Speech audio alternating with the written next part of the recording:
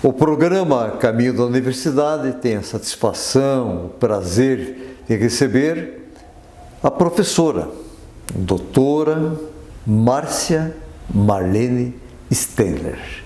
Afinal, ela passou pela especialização, pelo mestrado, pelo doutorado e pós-doutorado. A professora Márcia, ela começou as atividades aqui na nossa região e vai nos dizer exatamente como vale a pena investir na educação. Minha querida professora, doutora Márcia Marlene Stendler, seja muito bem-vinda ao programa Caminho da Universidade TV 1000, que é afiliado à TV Cultura do Brasil. Muito obrigada, professora Luísa, pela acolhida. É um prazer estar aqui. E também cumprimento a todos que nos estão assistindo de suas casas nesse momento. Muito obrigada. Nós que agradecemos a sua presença e a gente acompanhou mesmo de longe esse palmilhar de acreditar na educação. Hoje a senhora realmente está com pós-doutorado, com projetos, com pesquisas, enfim, com profundas elucubrações científicas, o que lhe confere o domínio total do assunto que a senhora trabalha. Mas antes de nós entrarmos em termos dos projetos, livros, artigos e conquistas, vamos conhecer um pouquinho mais quem é essa garotinha chamada Marcinha. Esse Marcinha é homenagem à professora Lili, nossa vice-presidente. É verdade, a nossa vice-presidente da ALV, que nós temos o maior carinho por ela, uma pessoa assim maravilhosa, com quem eu tive assim a grata satisfação de fazer o mestrado. A Leni faz parte da minha história enquanto estudante também e enquanto docente, porque nós trabalhávamos juntas, né, aqui na Unespar e em União da Vitória. Então a Marcinha é aquela menina que nasceu em Itá, Santa Catarina, e quando eu tinha 9 meses, meus pais, o senhor Eugênio Stenzler, hoje falecido, e a minha mãe, a Erci, Joana Tereza Stenzler, mudaram-se para Palotina. E em Palotina é que eu tive meus primeiros contatos com a educação, com a escola. Estudei numa escolinha rural multisseriada. Lembro da minha professora, ela é viva até hoje, a professora Terezinha Pastre. E por meio dela... Assim, multisseriada. Escola multisseriada, escola municipal multisseriada.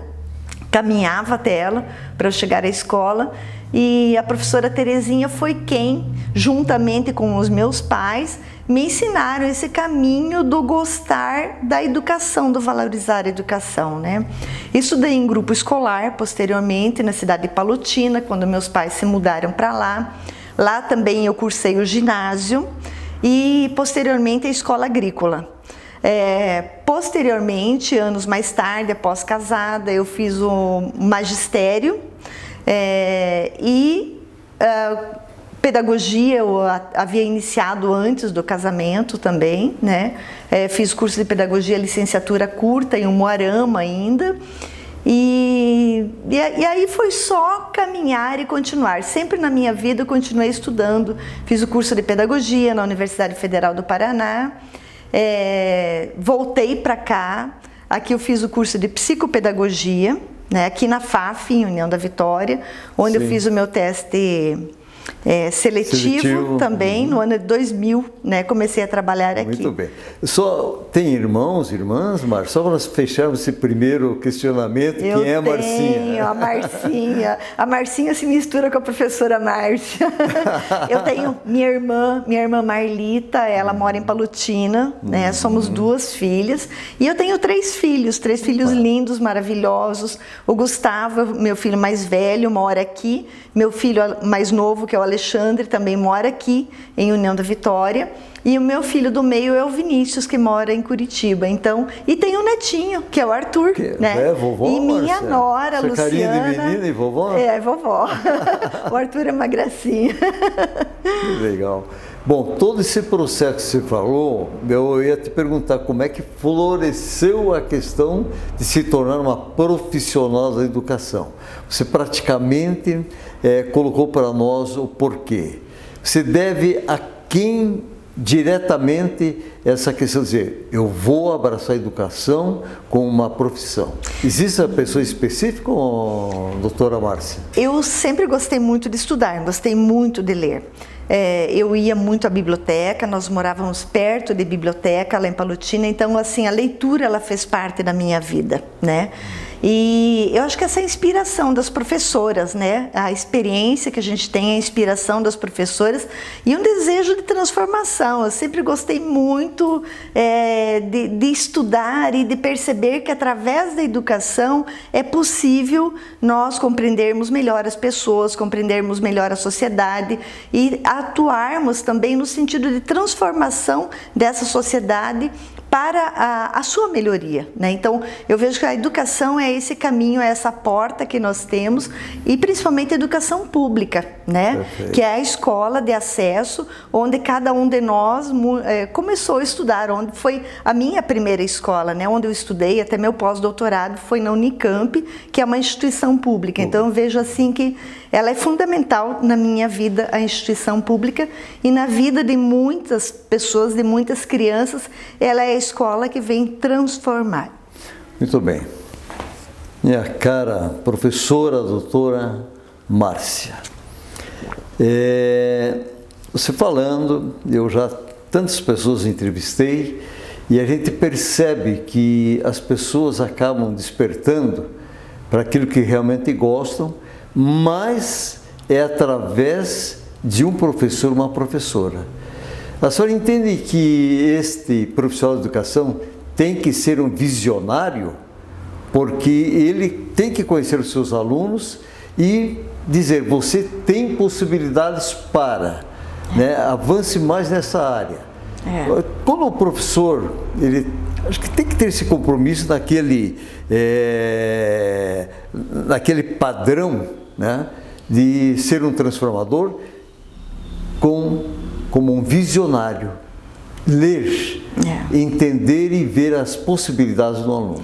Ver no outro as potencialidades, Perfeito. É justamente isso, né? Eu acho que o papel do professor, ele caminha muito nesse sentido, porque nós temos os alunos em sala de aula. Hoje, por exemplo, eu trabalho com um curso de pedagogia, eu tenho aproximadamente 30 alunos no quarto ano do curso de pedagogia e cada um tem um sonho, cada um tem possibilidades, potencialidades, individualidade e nós precisamos saber trabalhar com isso, né? E o professor é formado para trabalhar com isso. Então nós dentro da sala de aula nós precisamos reconhecer essas dificuldades e também poder ajudar os nossos alunos.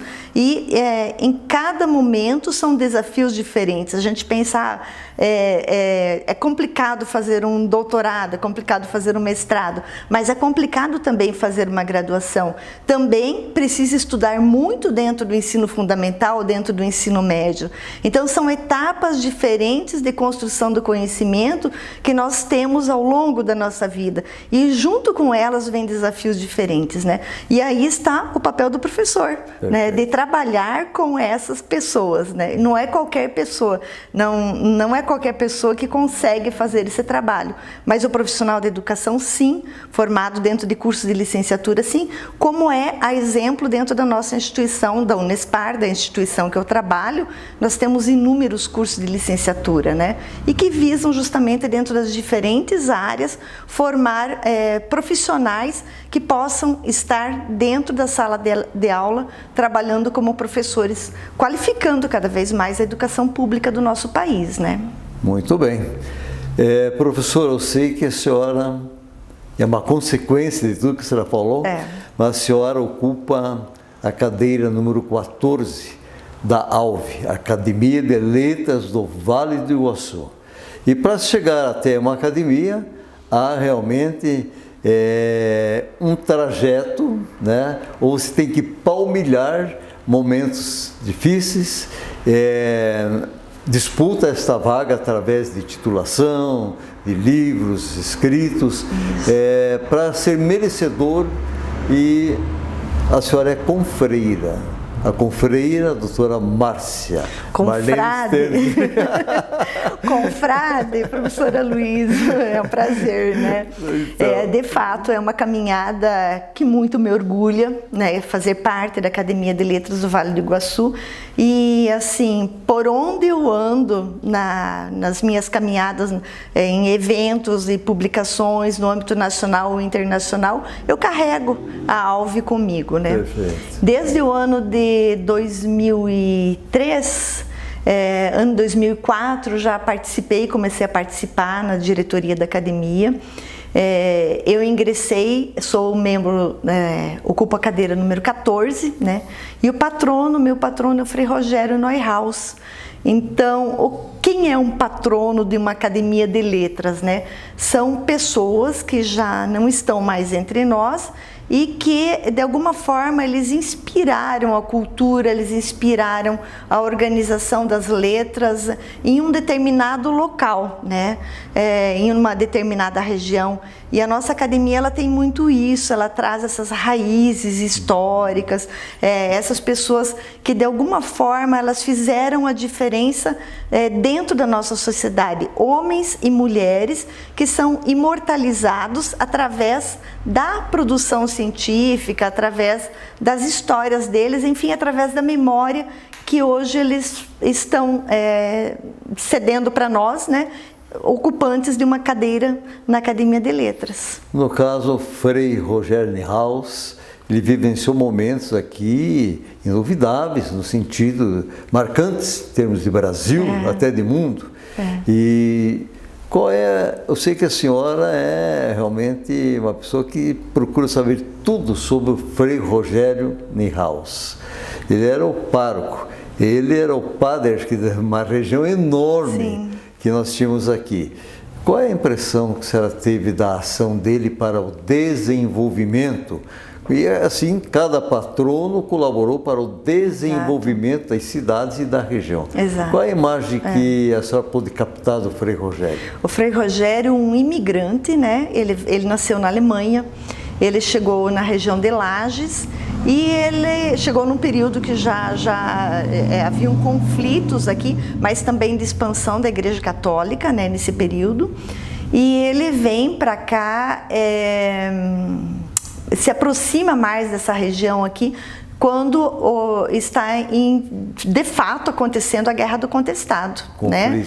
Exato. Então ele chega nessa região e ele vai trabalhar junto com os militares, ele trabalha próximo, também busca se aproximar dos sertanejos, ele tem uma atuação na parte da oratória, né, muito grande aqui dentro desse contexto, e principalmente que ele foi o pároco aqui da cidade, né?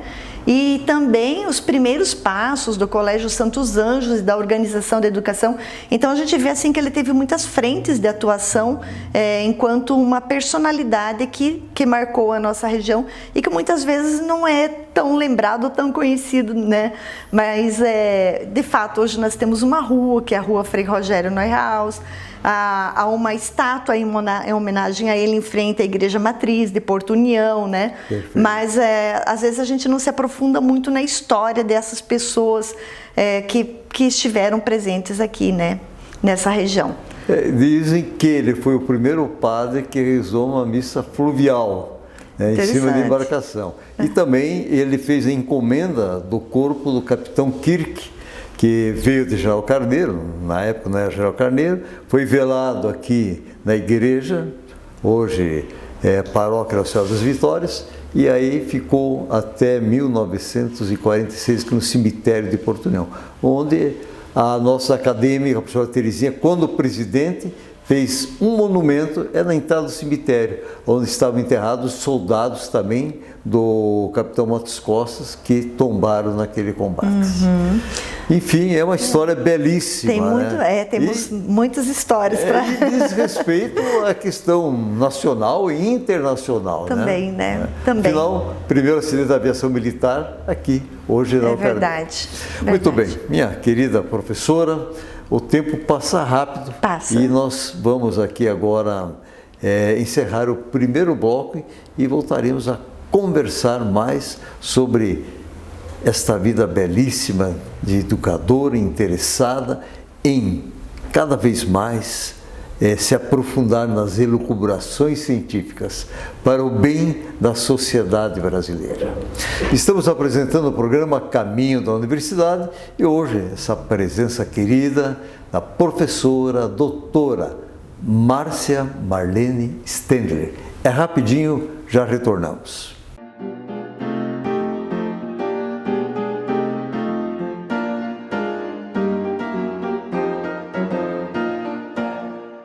Estamos retornando com o programa Caminho da Universidade e a presença ilustre da nossa querida professora, doutora Márcia Marlene Stendler. Professora, passou rápido, né? Muito rápido. Eu tenho que obedecer a minha chefia aqui dos horários, senão eu vou me puxar a orelha. Vamos lá. Mas é o seguinte, professora, belíssima a exposição que a senhora nos fez. Garra, determinação, vontade.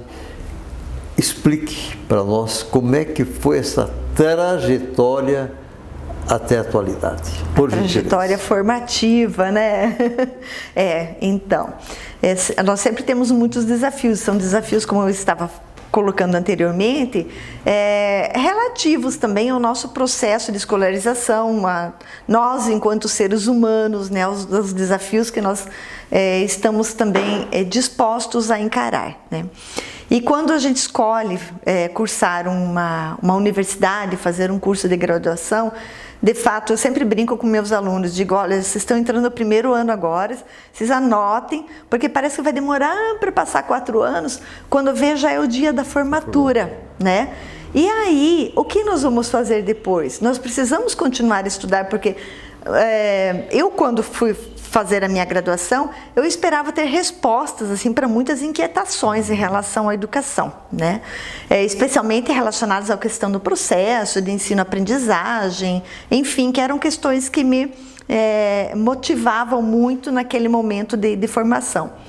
Na sequência, eu fui buscar um curso de especialização, que por sinal ele foi realizado aqui. Na época era o professor Dr. José Fagundes, que era o nosso coordenador da pós-graduação, e de fato ele, o professor Eloy Tonon, também naquele período que estavam à frente, né, da condução do campus, né? Era a FAFIUV ainda.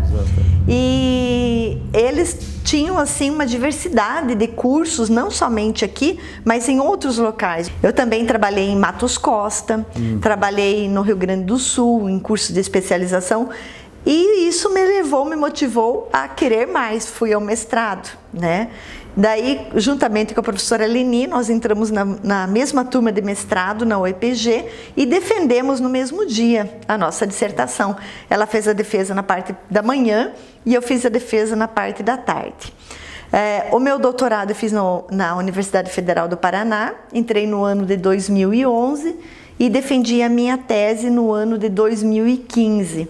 E sempre buscando trazer elementos, compreender melhor a organização da nossa sociedade, né? Partindo de problemas que são vinculados com a nossa realidade social, né? No meu mestrado eu trabalhei com a formação de professores e no meu doutorado eu fui buscar compreender a organização da escola complementar aqui do Grupo Escolar Balduino Cardoso e como o Estado de Santa Catarina ele investiu na organização da educação aqui na fronteira Paraná-Santa Catarina ao final da Guerra do Contestado.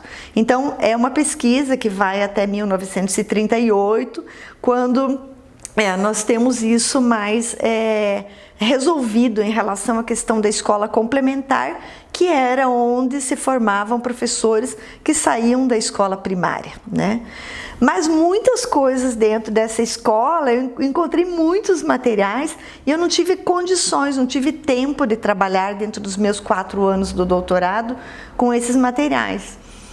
E voltei, né, há 2 anos, no ano 2022, fui para a Unicamp, fui orientada pela professora Heloísa Helena Pimenta Rocha, fazer meu pós-doutorado. Momento em que eu consegui explorar sobre práticas, sobre cultura escolar, sobre a organização do trabalho das professoras, o trabalho do diretor da escola, né? E nesse meu período de estudos, que foi um semestre, eu não consegui licença para mais que um semestre, então a gente vai trabalhando com janelinhas dentro do nosso tempo e da nossa profissão.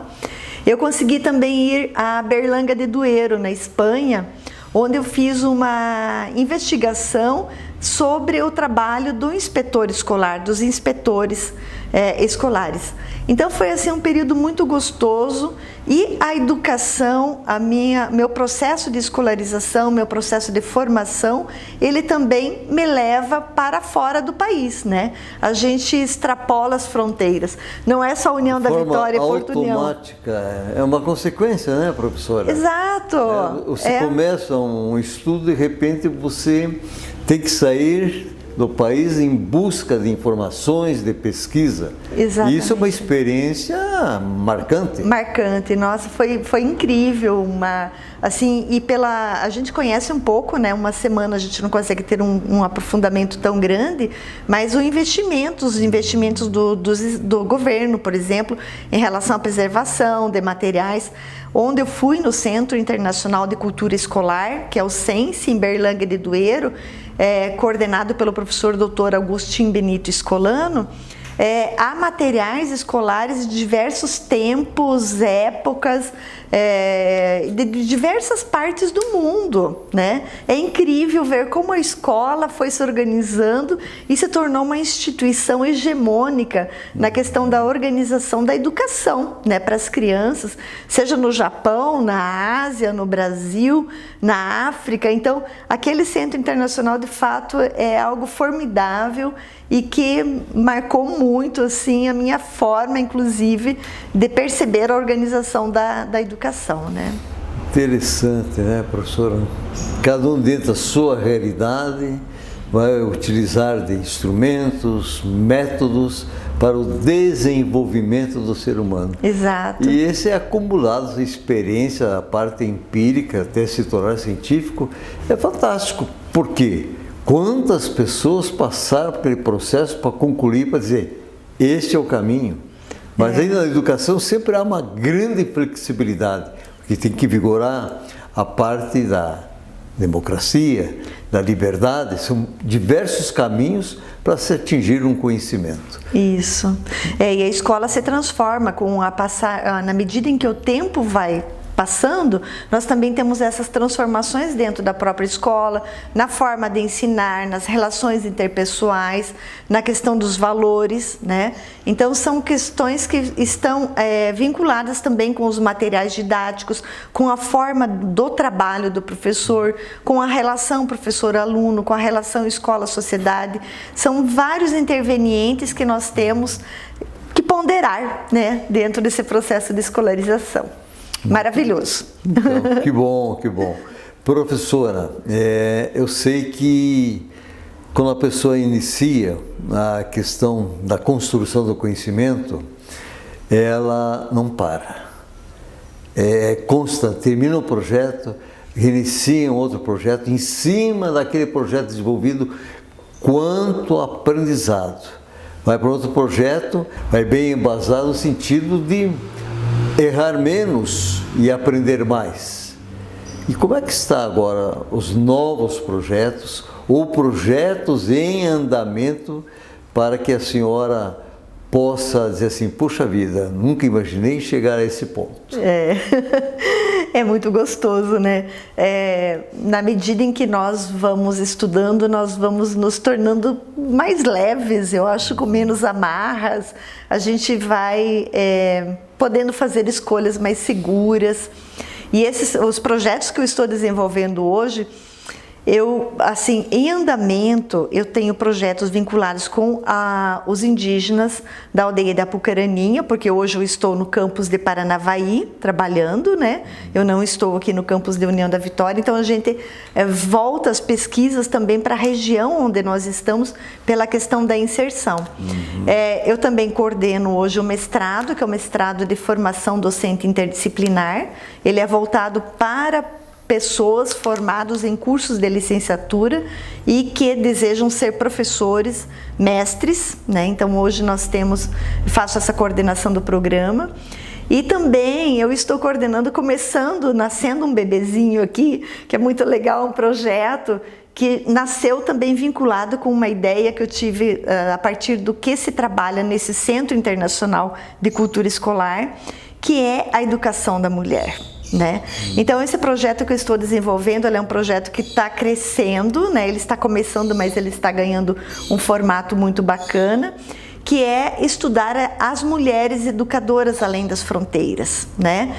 E o que são mulheres educadoras? Não são necessariamente mulheres professoras, mas são mulheres que em algum momento, em algum contexto, elas atuaram para a transformação daquelas realidades dentro do contexto e das possibilidades em que elas viviam. São mulheres agricultoras, podem ser mulheres vinculadas à área da saúde, mulheres vinculadas à área da educação, tanto no âmbito nacional quanto internacional. Então nós temos pessoas aqui da União da Vitória participando, do Mato Grosso do Sul, do campus onde eu trabalho ali em Paranavaí, temos professores cubanos participando e provavelmente está sinalizando que nós teremos ainda mais professores. Mais um projeto assim que eu gostaria, esse já está terminado, professor, tá? Esse já está concluído, e que me marcou muito assim. Foi um projeto que eu desenvolvi junto com a professora Leni. O professor pode ver que minha caminhada é muito próxima assim dela, né? Nós temos muitas coisas em comum, muitos projetos em comum. Que resultou num livro sobre professoras que trabalharam em escolas rurais multisseriadas, em General Carneiro e em Matos Costa também. Então nós fizemos entrevistas, enquanto a professora Leni ia entrevistar as parteiras, ou as pessoas vinculadas com as parteiras, eu ia fazer entrevista com essas pessoas que trabalharam em escolas rurais multisseriadas, mulheres, 5 mulheres, né? E o lançamento do livro, ele foi feito no ano de 2022, em General Carneiro. Até a Academia de Letras também participou desse lançamento do livro. A comunidade organizou, a confreira Rosa Gaiovics foi a pessoa que fez a mediação para a gente fazer esse lançamento lá. E foi na Câmara de Vereadores e foi assim uma sessão muito emocionante, porque as famílias, naquele momento nós já tínhamos 3 pessoas ainda vivas, 2 já tinham falecido, e as famílias chegaram para receber a homenagem pelas mulheres, pelas mães, né, por essas pessoas que trabalharam na educação. Então as histórias de vida dessas pessoas, elas são maravilhosas. Então, professora Aloísio, a gente se renova dentro desses projetos, dentro dessas atividades que nós vamos desenvolvendo. Assim, é muito gratificante mesmo. A gente vê que a senhora fala de uma maneira assim, feliz, expressando até gratidão pela oportunidade de estudo, como diz a senhora, em instituições que realmente oferecem gratuitamente, né, uma especialização, um mestrado, um doutorado e pós-doutorado. Nada justifica dizer, não tive oportunidade. Você tem que correr, ser persistente, está aí uma transformação. A senhora está realizada com o magistério? Eu sim. Nem penso 2 vezes. Eu amo a minha profissão, amo o meu trabalho, as pessoas que passam por minha vida, assim, e o que eu posso fazer pela educação, né? E a gente se une com pessoas que também têm objetivos similares aos nossos.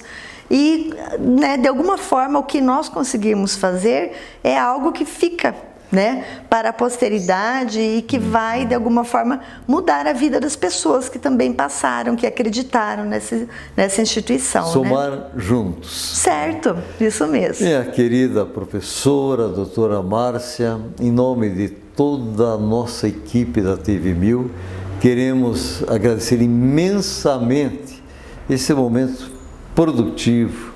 Foi uma aula, assim, agradável que tivemos. Nós precisamos que a senhora deixe uma mensagem ao nosso público, por gentileza. Muito obrigada, né? Eu quero cumprimentar a todos, em especial cumprimentar os professores, e aos alunos também, em especial os professores das escolas públicas. E porque a escola pública é aquele lugar que todos nós passamos, é a escola que chega a todas as crianças, é a escola que transforma a vida. E você que tem um sonho, que deseja fazer um curso superior, venha, busque uma instituição. Aqui em União da Vitória nós temos a Unespar, a mesma Unespar na qual eu trabalho em Paranavaí hoje, e que muito me orgulha. Nós temos assim caminhos a seguir, projetos, cursos que de fato transformam a vida das pessoas. E não importa o curso que você for escolher, às vezes a gente fica escolhendo os cursos, né?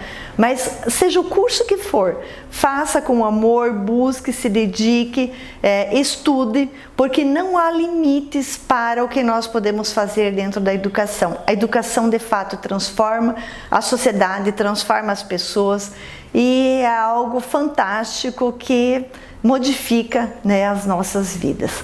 Muito obrigada, professora Luísio. Estamos à disposição. Quando se fala em educação, cultura, desenvolvimento, justiça social, né, visando sempre o bem comum, nós estamos aqui para somar. Isso dá dignidade de vida. Professor, mais uma vez, muito obrigado. E como eu acredito na educação, semanalmente eu falo o seguinte, que não existe problema sem solução, professora. Quando você acredita no poder da palavra mágica educação. Até a próxima semana.